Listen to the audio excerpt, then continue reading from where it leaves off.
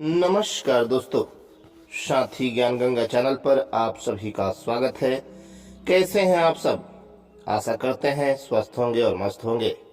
दोस्तों, दुर्वासा ऋषि को कौन नहीं जानता। भगवान भोलेनाथ के क्रोध से उत्पत्ति हुआ था दुर्वासा ऋषि का। दोस्तों, दुर्वासा ऋषि सती अनसुईया के पुत्र थे। एक बार वे हस्तिनापुर के रास्ते जा रहे थे, तभी कौरवों के तरफ से किसी ने उनको युधिष्ठिर के कुटिया का रास्ता बता दिया और कहा कि आप वहां जाओ, वहां आपको मनचाहा भोजन प्राप्त होगा। तभी दुर्वासा ऋषि ने अपने शिष्यों से कहा कि हे शिष्यों, युधिष्ठिर नाम का कोई व्यक्ति है जो कि कुटिया लगा रखा है, हम चलते हैं। वहां वो अपने पांचों भाइयों के साथ रहता है, वहां हम लोगों को मनचाहा भोजन प्राप्त हो जाएगा। दोस्तों, दुर्वासा ऋषि युधिष्ठिर के कुटिया की तरफ चल दिए। उन्होंने उस जंगल में पहुंचकर अपने शिष्यों में से एक को कहा कि आप जाओ और जाकर युधिष्ठिर से कह दो कि हम सभी ऋषि आए हैं, हम भोजन की इच्छा रखते हैं। तभी एक ऋषि युधिष्ठिर के पास पहुंचा और वहां जाकर बोला कि हे युधिष्ठिर, आप तो धर्मराज हो, आप तो धर्म की रक्षा करते हो, इसलिए हम आपके यहाँ भोजन की इच्छा से आए हैं। और दुर्वासा ऋषि ने आपको तुरंत बुलाया है। यह सुनकर युधिष्ठिर डर गए और सोचने लगे कि दुर्वासा ऋषि किस कारण हमारे यहाँ भोजन की इच्छा के लिए आया है। फिर उन्होंने दुर्वासा ऋषि के पास पहुंचा। दुर्वासा ऋषि ने कहा कि देखो युधिष्ठिर, हम लोग भोजन की इच्छा से तुम्हारे यहाँ आए हैं, तुम्हें हम सबको भोजन कराना होगा। दोस्तों, आपको बता दें कि सूर्य देव की तरफ से द्रौपदी को एक भोजन पात्र मिला था। द्रौपदी जब भी इच्छा करती, उस भोजन पात्र से भोजन निकल आता। दोस्तों, उस दिन उस भोजन पात्र से भोजन निकल चुका था और उस पात्र से सुबह और शाम ही भोजन निकलता था। भोजन निकल चुका था और सभी पांडव द्रौपदी सभी खा चुके थे।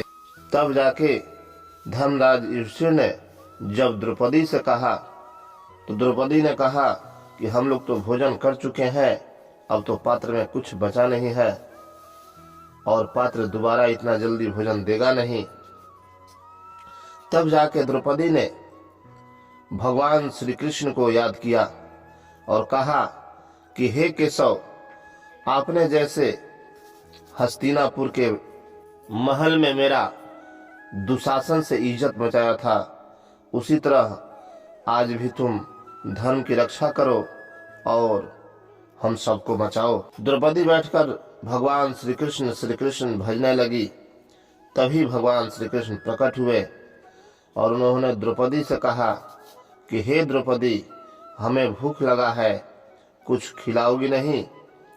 द्रौपदी ने कहा कि एक तो दुर्वासा ऋषि और उनके शिष्य भोजन के लिए ललायित है और हमें से भोजन मांग रहे हैं, और फिर आप भी आते आते भोजन मांगने लगे। भोजन तो है नहीं, मैं भोजन कहाँ से दूं? भगवान श्री कृष्ण ने कहा कि देखो, तुम्हारे जो भोजन पात्र है उस पात्र में जरूर थोड़ा सा अन्न होगा, आप एक भी दाना मुझे खिला दो, मैं तृप्त हो जाऊंगा।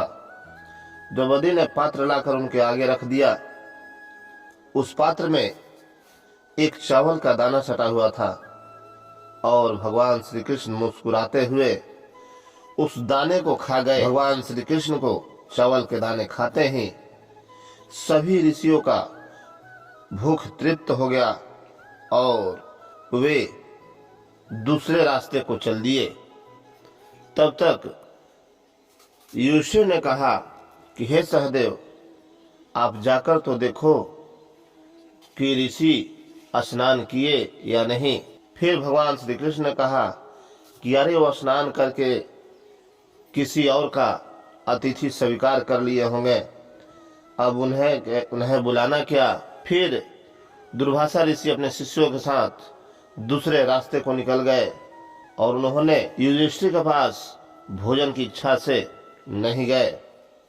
उनका भूख भगवान श्री कृष्ण शांत कर चुके थे। दोस्तों, आदमी जब संकट में होता है तो भगवान को याद करने से भगवान सहायता जरूर करते हैं। और फिर भगवान श्री कृष्ण तो भगवान श्री कृष्ण है, उनकी माया और महिमा पूरे विश्व में है और जो भी लोग उन्हें मानते और पूजते हैं उनका कल्याण हो जाता है।